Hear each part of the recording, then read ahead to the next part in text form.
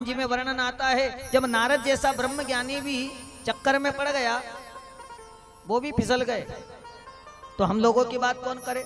जब ब्रह्मा भी भगवान के माया को समझ नहीं पाए और वो भी चक्कर में पड़ गए, तो हम लोगों की विसात क्या। भगवान की जो माया है ये बड़ी प्रबल कही गई है।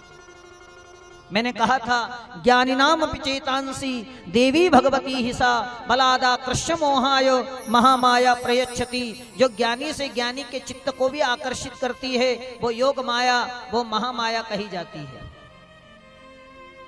अब अजामिल बड़े पंडित हैं, बड़े ज्ञानी हैं, बड़े विद्वान हैं। एक बार रास्ते से जा रहे थे, इनकी नजर किसी गणिका पर पड़ी। गणिका माने वेश्या। पवित्र मंच से बार बार नाम लेना अच्छी बात नहीं है, इसलिए मैं गणिका कहूंगा, आप समझ जाना मैं किसकी बात करता। गणिका को देखा। अब गणिका को देखा तो गणिका के सौंदर्य को देख करके सो अजामिल महाराज का मन फिसल गया।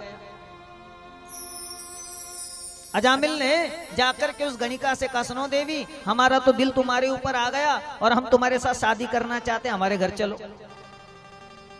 अजामिल की बात को सुनकर के उस गणिका ने कहा, महाराज माफ करना, हाँ मेरी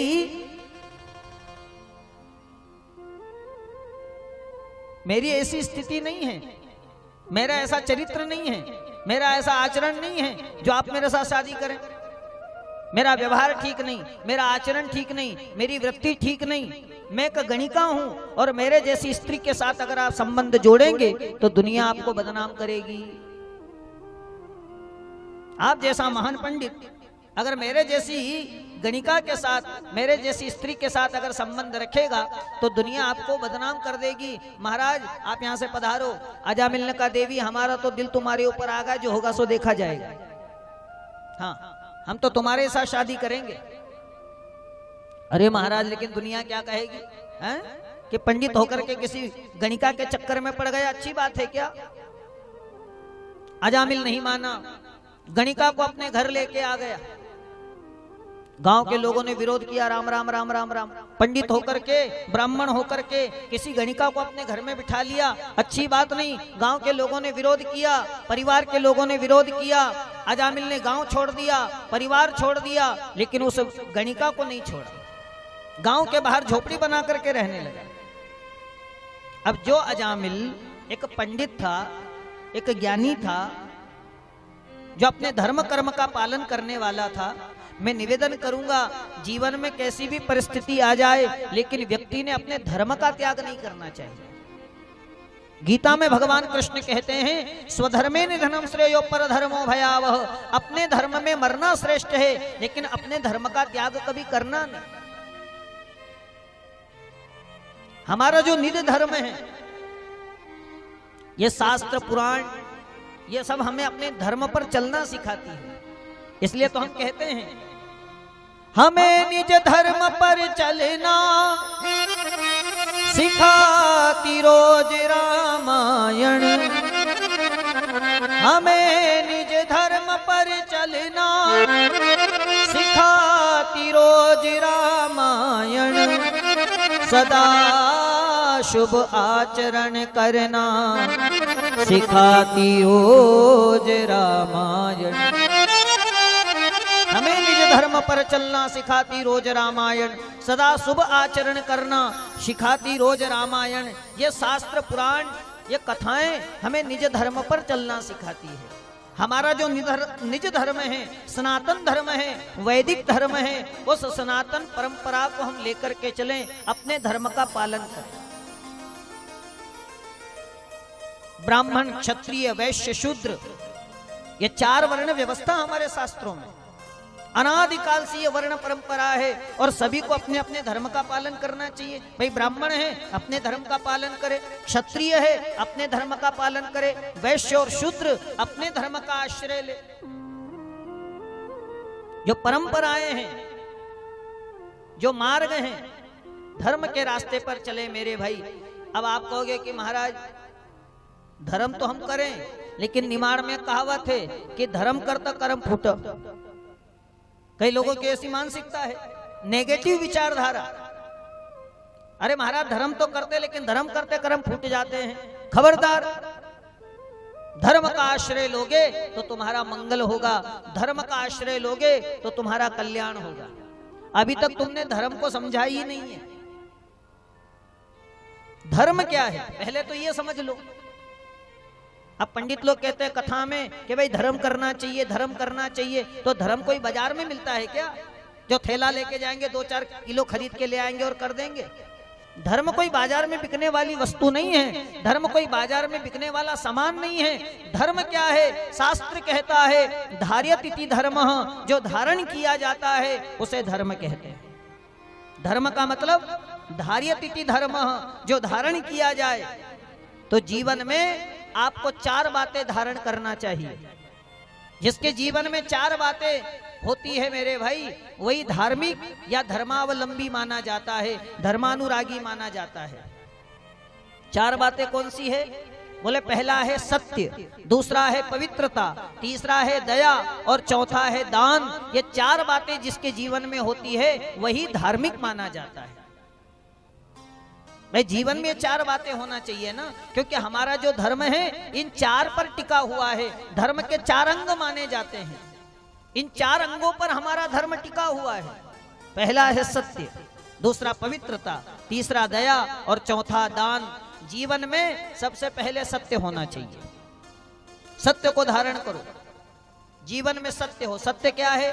बोले सत्य परमात्मा का नाम है। सत्य को धारण करने से मतलब सत्य का आश्रय लिया जाए, और सत्य नारायण है, सत्य राम का नाम है, इसलिए जीवन में सत्य हो। सत्यमेव जयते, जीवन में सत्य होना चाहिए। महाभारत में कथा आती है, एक राजा थे जिनका नाम था सत्यदेव। क्या नाम था? थोड़ा बोला करो जोर से, क्या नाम था? सत्यदेव। हाँ सो लगनू चाहिए तुम कथा सुनी रही, नहीं तो ऐसा लगे कि टीवी चली रही ना अपन देख ही रही। ऐसे नहीं, महाभारत के अंदर प्रसंग आता है, नाम है राजा सत्यदेव। एक बार सवेरे सवेरे खड़े हुए, और जैसे ही खड़े हुए तो उनके राजमहल से एक स्त्री निकली। तो राजा सत्यदेव ने हाथ जोड़ करके निवेदन किया, देवी आपका परिचय, कौन है आप, और मेरे राज्य को छोड़ करके कहां जा रही हैं? उस देवी ने कहा कि मेरा नाम है लक्ष्मी, मैं तुम्हारे राज्य की राज्य लक्ष्मी हूं, मैं तुम्हारे राज्य की वैभव लक्ष्मी हूं, मैं तुम्हारे राज्य और वैभव को छोड़ करके जा रही हूं। भाई लक्ष्मी तो चंचला होती है, तिजोरी में बंद रखोगे तो भी निकल जाएगी, कहीं से ना रास्ता तो बना लेगी ना।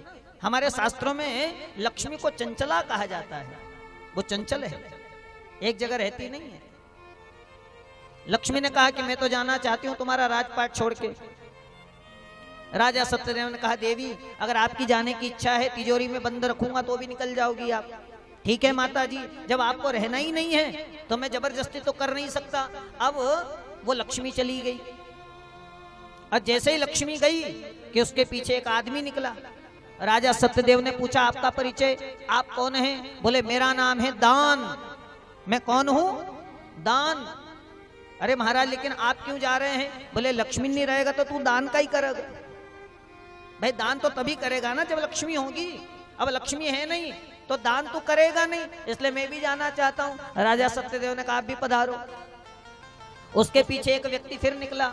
राजा सत्यदेव ने पूछा, आपका परिचय? बोले मेरा नाम है यश, मैं भी जाना चाहता हूं। राजा सत्यदेव ने कहा, लेकिन तुम क्यों जाना चाहते हो? बोले तेरे पास लक्ष्मी नहीं रहेगी, तू दान धर्म नहीं करेगा तो तेरा यश थोड़ी बढ़ेगा। यश कीर्ति तो उसकी बढ़ती है जो दान धर्म करने वाला व्यक्ति होता है, जो दान करता है, जिसके पास पैसे होते हैं उसका यश होता है, उसका सम्मान होता है। भाई आपके पास रुपया पैसा रहेगा तो रिश्तेदार भी तुम्हारे से मिलने जुलने लग जाएंगे, तुम्हारे हाल समाचार पूछने लग जाएंगे, सब पूछेंगे आप कैसे हैं, सब पूछेंगे आप कैसे हैं। जब तक आपके पास पैसे हैं सब पूछेंगे भाई क्या हाल चाल है। जब तुम्हारे पास कुछ नहीं तो तुम्हारी कहीं को खबर लेना भी नहीं आवा। सब पूछेंगे आप कैसे हैं जब तक आपके पास पैसे हैं, जब तक वृक्ष पर फल खाने को होते हैं मेरे भाई पक्षी बसेरा करते हैं, और फल खाने को नहीं होते तो पक्षी भी उड़ जाते हैं, भाग जाते हैं। तो यश और सम्मान तो उसका होता है ना जिसके पास लक्ष्मी होगी, जो दान करेगा। अब तेरे पास लक्ष्मी नहीं, तू दान करेगा नहीं तो तेरा यश बढ़ने वाला नहीं। इसलिए मैं भी जाना चाहता हूं। राजा सत्यदेव ने कहा ठीक है महाराज आप भी पधारो। लक्ष्मी चली गई, दान चला गया, यश चला गया। एक व्यक्ति फिर निकला। राजा सत्यदेव ने पूछा देव आपका परिचय क्या, आप कौन हैं और क्यों जाना चाहते हैं? उसने कहा मेरा नाम है सत्य। मैं कौन हूं? मैं सत्य हूं। मैं भी तुम्हें छोड़ करके जाना चाहता हूं। क्यों? बोले लक्ष्मी चली गई, दान चला गया, यश चला गया। तो जहां पर लक्ष्मी नहीं रहेगी, जहां दान नहीं होगा, जहां यश नहीं होगा, वहां फिर सत्य नहीं हो सकता, वहां फिर असत्य आ जाता है, वहां फिर झूठ आ जाता है। इसलिए मैं भी तुम्हारे पास रहना नहीं चाहता। फिर वहां पर अधर्म आ जाएगा, असत्य आ जाएगा, वहां सत्य रहेगा नहीं, तुम छल और कपट के चक्कर में पड़ जाओगे। इसलिए राजन मैं भी तुम्हें छोड़ करके जाना चाहता हूं, मैं यहां रहना नहीं चाहता। राजा सत्यदेव ने चरण पकड़ लिए। महाराज लक्ष्मी चली गई, मैंने रोका नहीं, दान चला गया, मैंने रोका नहीं, यश चला गया, मुझे परवाह नहीं, लेकिन आप मुझे छोड़ करके मत जाइए। क्यों? बोले आप अगर मेरे जीवन में रहोगे, मेरे साथ में रहोगे तो लक्ष्मी कहीं भी चली जाए वो दौड़ी दौड़ी वापस मेरे पास आएगी। क्यों? बोले सत्य है नारायण, और जहां नारायण होंगे वहां लक्ष्मी को दौड़ करके आना पड़ेगा। लक्ष्मी कहीं भी चली जाए लेकिन जहां नारायण होंगे, बिना नारायण के तो लक्ष्मी रह नहीं सकती ना। जहां नारायण होंगे लक्ष्मी दौड़ करके आएगी। जहां सत्य है, इसलिए जीवन में सत्य को धारण करो। यह धर्म का पहला अंग है, धर्म का पहला सूत्र माना जाता है धर्म को धारण करना, सत्य को जीवन में धारण किया जाए। इसलिए गोस्वामी जी ने रामायण में लिखा धर्म न दूसर सत्य समाना, आगम निगम पुराण बखाना। सत्य के समान कोई दूसरा धर्म नहीं। धर्म का दूसरा अंग है पवित्रता। जीवन में पवित्रता होनी चाहिए। पवित्रता से मतलब नहाने से हम पवित्र नहीं होते कि खूब डुबकियां लगा ली हमने नर्मदा जी में, गंगा जी में, हाँ खूब बढ़िया साबुन शैम्पू लगा करके नहा लिए तो हम हो गए पवित्र। खबरदार, पवित्रता और शुद्धता में अंतर होता है। स्नान करने से शरीर शुद्ध होता है, लेकिन सेवा करने से शरीर पवित्र होता है। जब सेवा करोगे ना संत महापुरुषों की, गौ माता की, गरीबों की, तब आप शुद्ध नहीं, आप पवित्र हो जाओगे। यह मैं नहीं कहता।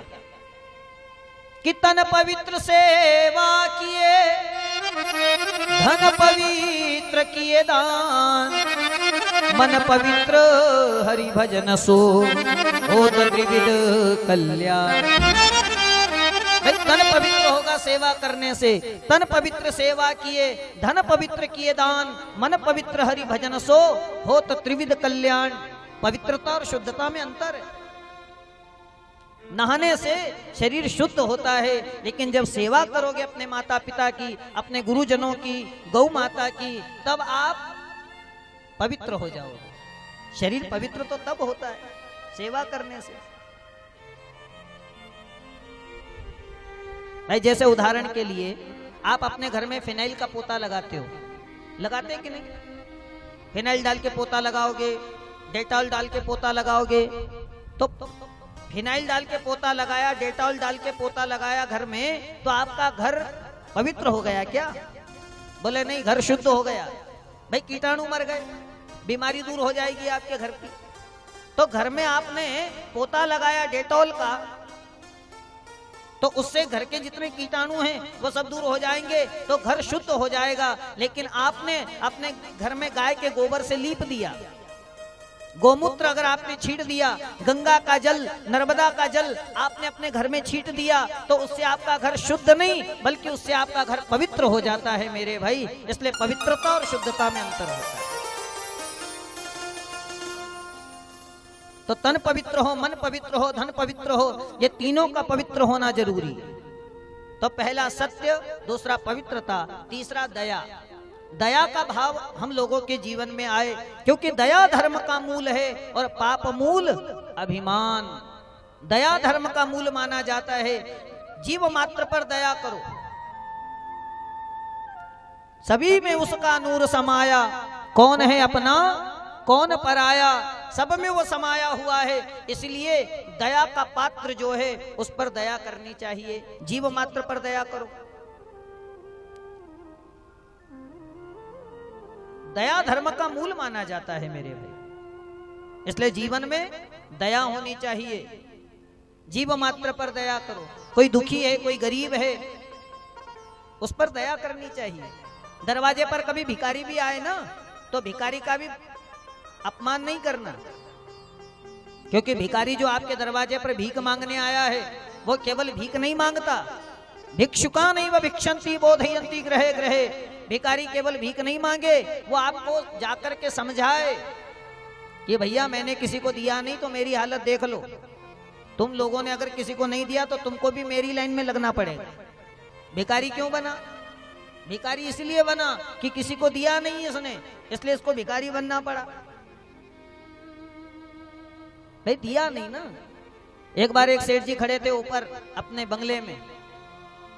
अब प्रातः काल का समय, एक भिखारी आया और सेठ जी से कहा, अरे सेठ जी सुनो। सेठ जी ने टेढ़ी नजर करके देखा, क्या बात है, हैं? सवेरे सवेरे आ गए मांगने के लिए, क्या हुआ? भिखारी ने कहा, सेठ जी बहुत जोर से भूख लगी है, कुछ खाने को दे दो, 2 दिन से कुछ खाया नहीं मैंने, बड़ा गरीब आदमी हूँ, भूखा आदमी हूँ, कुछ मुझे खाने को दे दो। सेठ ने कहा, भाग यहाँ से। आ गया मांगने के लिए सवेरे सवेरे, मेरे पास कुछ खाने को नहीं है। अरे सेठ जी खाने को नहीं है तो एक काम करो, 10-5 रुपया दे दो, होटल में नाश्ता कर लूंगा, 10-5 रुपया ही दे दो मुझे। सेठ ने कहा, मेरे पास पैसे भी नहीं है। अरे सेठ जी अगर आपके पास खाने को नहीं है, पैसे भी नहीं है, एक काम करो, ठंड का टाइम है, कई फटे पुराने कपड़े आपके पास रखे हो तो वही मुझे दे दो। सेठ ने कहा, भाग यहाँ से, मेरे पास कपड़े भी नहीं है। अब भिखारी को आया गुस्सा। भिखारी ने कहा कि न तो थारा पास खाना कहीं, न थारा पास पैसा है, न थारा पास कपड़ा है, तो तू यहाँ कहीं करी रो, चल हमारा साथ, अपन 2 जोड़ भीख मांगा। जब है नहीं तेरे पास तो यहाँ करता क्या? पार्टनरशिप में भीख मांगेंगे। कई लोगों के पास होता जरूर है लेकिन वो देने के लिए तैयार नहीं। मैं निवेदन करूंगा मेरे भाई, हम क्या दे सकते हैं? देने वाला तो कोई और है ना। देनहार कोई और है, भेजत है दिन रेन, लोग भरम हम पर करे, तासो नीचे नैन। देते समय अपनी आंखें नीचे होनी चाहिए। क्यों? बोले देने वाला तो कोई और है, करने वाला कोई और है, हम तो केवल निमित्त मात्र बने हैं। लेकिन फिर भी एक बात मेरी समझ लेना कि जहां नियत है वहीं पर बरकत है। आपकी नियत अगर अच्छी है, देने का भाव है आपका, जीवन में ये प्रयास करो, जीव मात्र पर दया करो। कोई गरीब है, कोई दुखी है, उस पर दया करनी चाहिए मेरे भाई। और चौथा है दान। तो धर्म के 4 अंग माने जाते हैं, इन 4 को अपने जीवन में धारण करना ही धर्म है। धर्म कोई अलग से नहीं होता। अब आप कहोगे चलो महाराज हम धर्म का पालन भी करेंगे, लेकिन उससे होगा क्या? क्योंकि आजकल हम काम वही करते हैं जिसमें फायदा होता है, ठीक है, जिसमें हमको लाभ होगा वही काम करेंगे ना हम। तो धर्म से क्या होगा?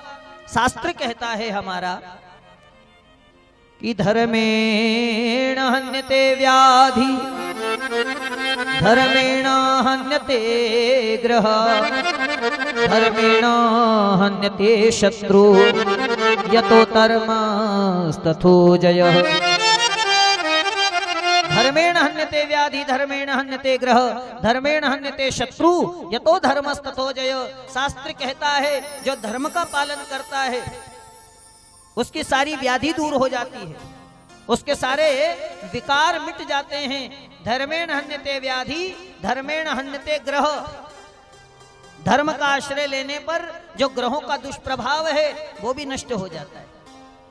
जो शनि की 7.5 वगैरह होती है ना, हम लोग पंडितों के पास जाते, ब्राह्मणों के पास, तो पंडित लोग कहते भैया तुम्हारे ऊपर तो शनि की 7.5 चल रही है, राहु केतु तुम्हारा खराब है। तब न कभी सुने हो कि कई का बाबा के ऊपर शनि की 7.5 चलती हो, किसी पंडित के ऊपर कोई राहु केतु खराब हो? क्यों? बोलिए धर्म से जुड़े हुए लोग हैं तो ग्रह जो हैं इनके अनुकूल हो जाते हैं। शास्त्र कहता है कि धर्मेण हन्यते ग्रह, जो धर्म का आश्रय लेता है तो ग्रहों का दुष्प्रभाव नष्ट हो जाता है। शनि की 7.5 भी दूर हो जाती है जो धर्म का पालन करता है। धर्मेण हन्यते शत्रु, धर्म का आश्रय लेने पर हमारे शत्रुओं का नाश हो जाता है। और यतो धर्मस्तथो जयः, जहां धर्म होता है वहीं पर विजय होती है, वहीं पर सफलता होती है। इसलिए मैं व्यासपीठ से प्रार्थना करूंगा कि अपने निज धर्म का पालन करो, अपने स्वधर्म का पालन करो, अपने धर्म में रहो, अपने धर्म का त्याग कभी करना नहीं। ब्राह्मण क्षत्रिय वैश्य शूद्र अपने धर्म का पालन करे, हमारी जो सनातन वैदिक धर्म की परंपरा है उसका निर्वहन करे, उस रास्ते पर चले। समझ में आ गया ना धर्म किसे कहते हैं? नहीं समझ में आया तो दूसरे तरीके से समझो। गोस्वामी जी ने रामायण में लिखा है कि परहित सरिस धर्म नहीं भाई, परहित सरिस धर्म नहीं भाई, हो पर पीड़ा सम नहीं अधमाई, पर पीड़ा सम नहीं अधमाई।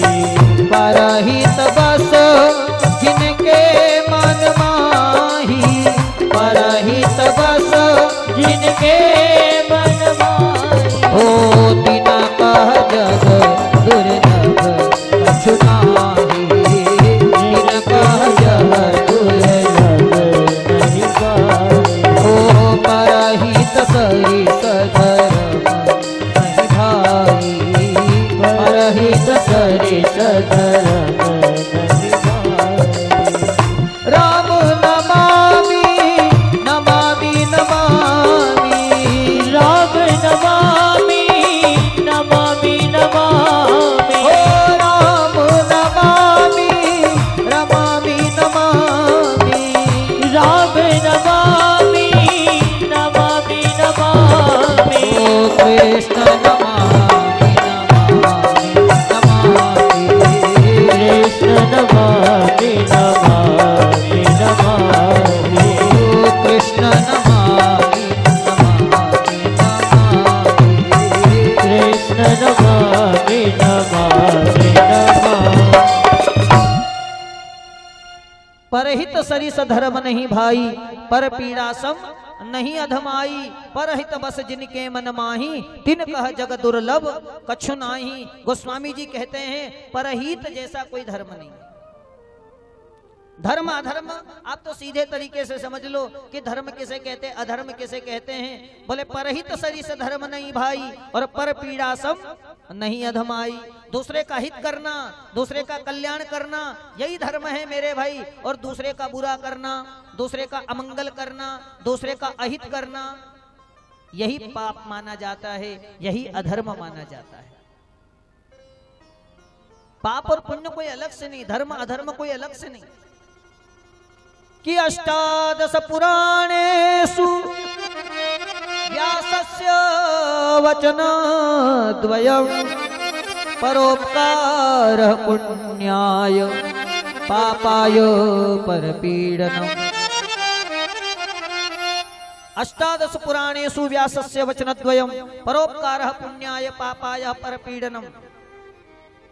18 पुराणों में व्यास जी ने केवल 2 ही बातें कही है कि परोपकार करना ही पुण्य है और दूसरे का अपमान करना, दूसरे का बुरा करना यही पाप है मेरे भाई। तो पाप पुण्य धर्म अधर्म कोई अलग से नहीं। और मैं निवेदन करूंगा कि परहित बस जिनके मन माही, तिन कह जग दुर्लभ कछु नाही। जिनके जीवन में परोपकार और परहित की भावना होती है उनके लिए जीवन में कुछ भी असंभव नहीं होता, सब संभव हो जाता है। जो दूसरों का हित करे, लेकिन हम तो पड़ोसी का भी हित नहीं चाहते, हम तो पड़ोसी का भी भला नहीं चाहते।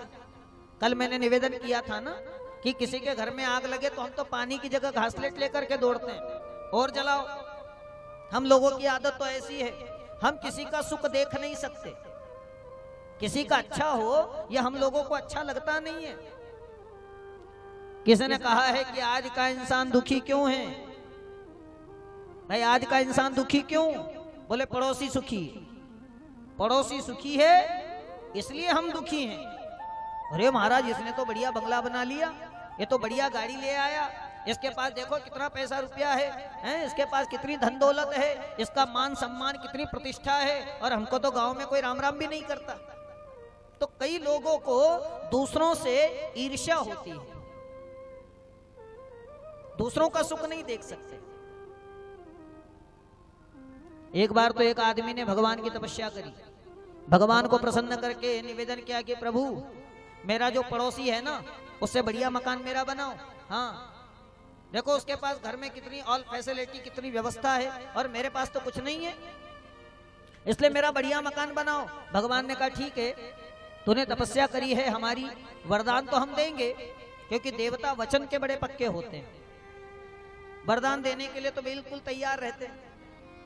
भगवान ने कहा वरदान तो देंगे, लेकिन आजकल वरदान देने में थोड़ा सिस्टम चेंज कर दिया हमने, वरदान देने में थोड़ा बदलाव किया है। क्या? बोले अगर तू एक चीज मांगेगा तो तेरे पड़ोसी को 2 चीज मिलेगी। बोल मंजूर? यो कह की तपस्या मना करी, भूखे हो रहे हो, उपवास मैंने किया, अन फायदो हमारा पड़ोसी का ज्यादा, अरे उसको पीछे रखने के लिए तो तपस्या करी मैंने। भगवान ने कहा वो हम नहीं जानते। हाँ तो अगर एक चीज मांगेगा तेरे पड़ोसी को 2 मिलेगी। बोल मंजूर? अब यो मन में तो पड़ोसी का गड़ान न दे, मन में गाली देता है, लेकिन अब भगवान के सामने कुछ बोल नहीं सकता ना, करे क्या? ठीक है भगवान तुम्हारी जैसी मर्जी, हम राजी हैं उसी में जिसमें तेरी रजा है। इधर भी वाह वाह है, उधर भी वाह वाह है। अब जैसे प्रभु आपकी मर्जी, मेरा एक मकान बनाओ। अब इसका एक मकान बना, पड़ोसी के 2 बन गए। इसने कहा भगवान अब एक काम करो। क्या? बोले जो मेरे घर का दरवाजा है ठीक उसके सामने एक कुआं बनाओ, और कुआं भी ऐसी जगह बनाओ जो दरवाजा में की पाए धरो तो सीधा नीचे, 100 फीट गहरा कुआं लबालब पानी से भरा होना चाहिए। भगवान ने कहा अच्छी बात है। अब इसके घर के दरवाजे के सामने एक कुआं बना दिया, तो पड़ोसी के घर के सामने कितने हो गए भाई? डबल डबल वाला सिस्टम है ना। तो इसका एक मकान बना, उसके 2 बने, इसके घर के सामने एक कुआं, उसके घर के सामने 4 हो गए। इसने कहा भगवान अब एक काम करो। कई? बोले मारो एक जोड़ो फोड़ दो। भगवान ने कहा ऐसा क्यों? बोले डबल वाला सिस्टम है, मेरी एक आंख जाएगी, अनोखा 2 डोला फूटी जाएगा, अन सामने 4 कुआं रहेगा तो हौज कई का दिन धके जाऊंगा। हम किसी का हित नहीं चाहते। मैं निवेदन करूंगा यही धर्म है, यही अधर्म है। परहित सरिस धर्म नहीं भाई, पर पीड़ा सम नहीं अधमाई। परहित बस जिनके मन माही, तिन कह जग दुर्लभ कछु नाही। परहित और परोपकार की भावना जीवन में हो, इसलिए मैं निवेदन करता हूं कि धर्म का पालन करो, धर्म का आश्रय। कोई धर्म का पालन करे न करे उससे हमको मतलब नहीं है। अरे महाराज वो तो करते नहीं, अरे वो करे न करे उससे हमको क्या लेना देना है? जो करेगा वो भरेगा, सीधा सा सूत्र है। ये कर्म भूमि है, और कर्म भूमि पे हम जो इंसान है ना, हम कर्म योनि में हैं। एक बात ध्यान देना, जानवर की जो योनि होती है वो भोग योनि होती है, और मनुष्य की जो योनि होती है वो कर्म योनि होती है। जानवर भोग भोगता है और मनुष्य सत्कर्म करके अपने जीवन का कल्याण करता है। हम कर्म योनि में हैं, और कर्म प्रधान व विश्व रचिराखा, जो जस करही सो तस फल चाखा। जो करेगा वो भरेगा, इसलिए हम अपने धर्म का पालन करते रहे। कोई करे ना करे उससे हमको कोई लेना देना नहीं है। एक बहुत बड़ी समस्या हम लोगों के जीवन में है कि सबसे बड़ा रोग, क्या कहेंगे लोग, लोग क्या कहेंगे? अरे इसकी परवाह मत करो मेरे भाई, दुनिया क्या कहेगी या दुनिया क्या करती है, इससे हमको लेना देना नहीं है। हम धर्म के रास्ते पर चलते रहें, सतमार्ग पर चलते रहें, यह हमारी जिम्मेवारी है। मीरा को कई लोगों ने बदनाम किया, कई संत महापुरुषों को दुनिया के लोगों ने बदनाम किया, लेकिन फिर भी मीरा ने भजन करना बंद किया क्या? मीरा तो भजन करती तो घर के ही लोग परेशान करते मीरा को। मीरा जी एक बार बहुत परेशान हो गई। मीरा जी ने सोचा देखो मैं भजन कीर्तन करती हूँ, घर के लोग मेरे को बहुत परेशान करते हैं। तो मीरा जी ने आदरणीय गोस्वामी तुलसीदास जी को एक पत्र लिखा, और तुलसीदास महाराज को पत्र लिख करके मीरा ने अपने मन की बात निवेदन करी। कि घर के स्वजन हमारे जेते सबन उपाधि बढ़ाई, साधु संग अरु भजन करत मोहि देत कलेश महाई। मीरा कहती है घर के स्वजन हमारे जेते सबन उपाधि बढ़ाई, साधु संग अरु भजन करत मोहि देत कलेश महाई। घर के लोग मुझे भजन नहीं करने देते, घर के लोग मुझे भगवान का नाम नहीं लेने देते। मैं नाचती हूँ गाती हूँ तो घर के लोग मुझे बदनाम करते हैं। बाबा मैं क्या करूं? क्या भगवान का नाम लेना बंद कर दूं? आप मेरा मार्ग प्रशस्त करो, मेरा मार्गदर्शन करो। तब गोस्वामी जी ने जवाब दिया कि मीरा कि जाके प्रिय न राम वैदेही तजिए ताहि कोटि बैरी सम यद्यपि परम सनेही। मीरा ऐसे लोगों का त्याग कर देना चाहिए, ऐसे लोगों को छोड़ देना चाहिए जो भगवान से प्रेम न करे।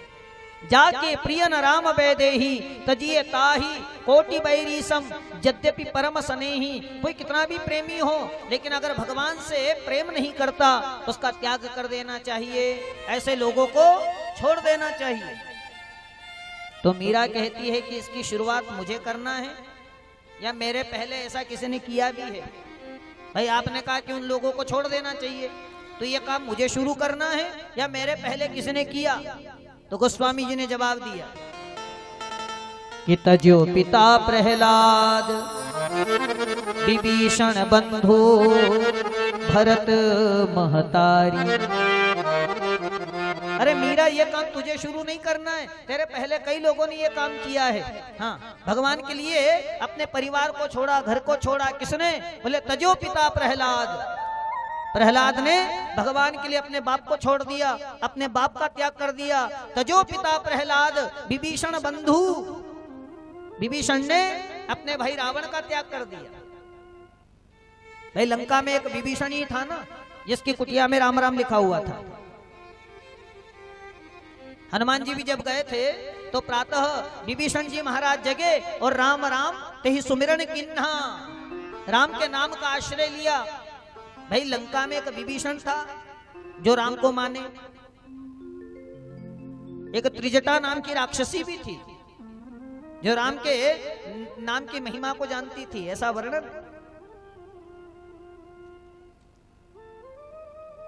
अब राम का नाम लिखा हुआ था कुटिया पर, तो एक बार रावण ने आकर के ऑब्जेक्शन उठाया। रावण ने आकर के खबरदार किया, सुनो तुम मेरे भाई हो, नियम ये कहता है कि जिसकी खाओ उसकी गाओ। अब खाता मेरा है और गुण राम के गाता है। कुटिया में राम राम लिखा हुआ है, राम के नाम का भजन करता है, हैं? नियम ये कहता है कि भाई जिसकी खाना उसकी गाना। अब तो खाता मेरा है और गुण राम के गाता है। विभीषण ने कहा लेकिन भैया क्या गलती हो गई मेरे से? अरे तूने कुटिया में लिखा है राम का नाम, है ये राम का नाम क्यों लिखा है? विभीषण ने कहा माफ करना,